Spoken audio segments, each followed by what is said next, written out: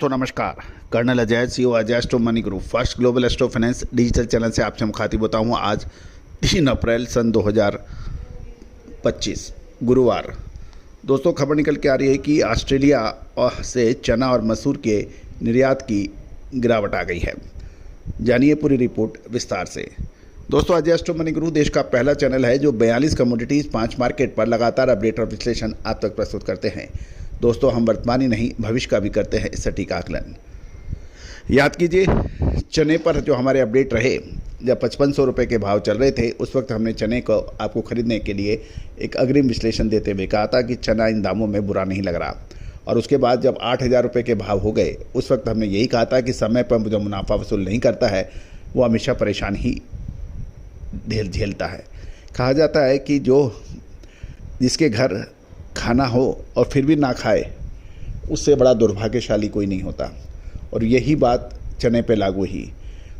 लोगों के पास 5500 रुपये का चना 7000, 7500, 8000 तक बेचा और जिन्होंने नहीं बेच पाए वो आज परेशान हो रहे हैं। जिन्होंने 7200 रुपये, 7500 रुपये, 7800 रुपये पे चना खरीदा आज वो परेशान हो रहे हैं।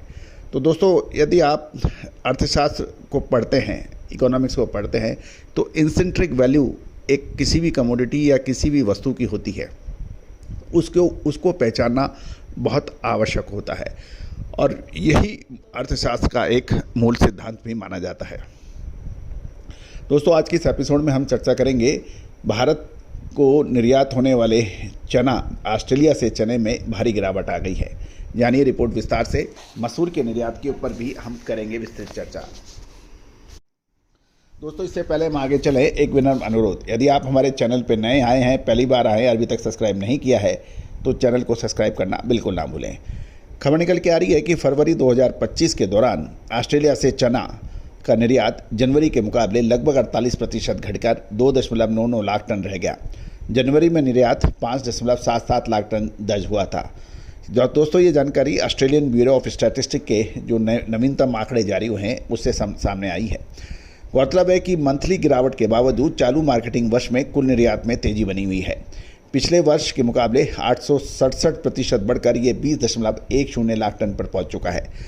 भारत फरवरी में भी 2.35 लाख टन आयात के साथ ऑस्ट्रेलिया का सबसे बड़ा आयातक देश के रूप में बरकरार रहा। पाकिस्तान ने 37,817 टन और बांग्लादेश ने 14,344 टन चने का आयात किया है। गौरतलब है कि ऑस्ट्रेलिया से भारत, बांग्लादेश और पाकिस्तान 3 ऐसे देश हैं एशियाई कंट्री जो सबसे बड़ा आयात करते हैं। अब जानिए मसूर के ऊपर जानकारी। दोस्तों फरवरी महीने में चने के साथ साथ मसूर के निर्यात में भी 12% की गिरावट ऑस्ट्रेलिया से होने वाले मसूर निर्यात में देखी गई। ऑस्ट्रेलिया से फरवरी महीने में मसूर के निर्यात में हल्की गिरावट दर्ज की गई जो पिछले रिपोर्ट की तुलना में 12% कम रही। ऑस्ट्रेलियन ब्यूरो ऑफ स्टैटिस्टिक्स के जो नवीनतम आंकड़े हैं उनके मुताबिक फरवरी में 1,49,111 मैट्रिक टन मसूर का निर्यात हुआ, जबकि जनवरी में ये आंकड़ा 1,69,353 मैट्रिक टन का था, यानी लगभग 12% की कमी। अब तक की कुछ शिपमेंट 6,15,002 मैट्रिक टन की पहुंच चुकी है जो पिछले साल समान अवधि में 5,52,841 मैट्रिक टन के मुकाबले अधिक है। यहाँ तक भारत की बात करें, भारत फरवरी महीने में मसूर का ऑस्ट्रेलिया का सबसे बड़ा आयातक देश रहा, जिसमें 59,264 मैट्रिक टन मसूर की आयात ऑस्ट्रेलिया से हुई। इसके बाद बांग्लादेश ने 48,127 मैट्रिक टन और पाकिस्तान ने 13,930 मैट्रिक टन मसूर का आयात ऑस्ट्रेलिया से किया। दक्षिण एशियाई बाजारों में लगातार मांग अच्छी है, लेकिन फरवरी में गिरावट ये संकेत है कि शिपमेंट में सुस्ती आ गई है।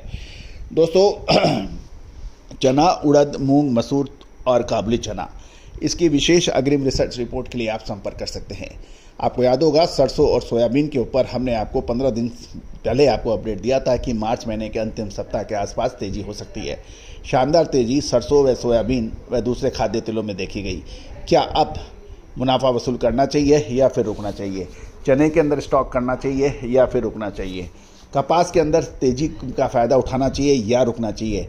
हल्दी, जीरा और धनिये में शानदार तेजी हुई। हल्दी ने पिछले लगभग 20 दिनों में रिकॉर्ड तोड़ तेजी दर्ज हुई।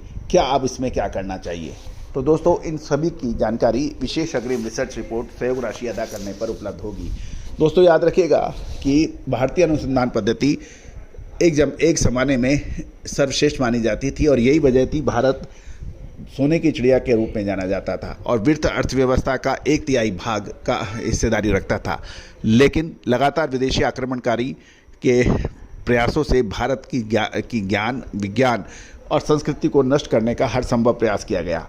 लेकिन कहा जाता है कि कोई भी विद्या, संस्कृति को आप समूल नष्ट नहीं कर सकते, कुछ ना कुछ अवशेष बचते हैं और उन अवशेषों को इकट्ठा करने का काम हमने किया है पिछले 25 सालों से। और ये चैनल के माध्यम से आपको हम समय समय पर अपडेट भी देते हैं, अग्रिम विश्लेषण भी देते हैं। लेकिन कहा जाता है दोस्तों, जब आप रिसर्च करते हैं, अनुसंधान करते हैं, इसके लिए अपार जनशक्ति और वित्तीय संसाधनों की आवश्यकता होती है और ये तभी संभव है जब आप सहयोग करें। मुझे बताते हुए बहुत खुशी और गर्व महसूस होता है। आज Singapore, Australia, Malaysia, Argentina, Brazil, America, China, Pakistan जैसे देश हमारी रिसर्च का पूरा फ़ायदा उठा रहे हैं। आप कब उठाएंगे? आज ही संपर्क करें। All the very best, good luck, happy trading.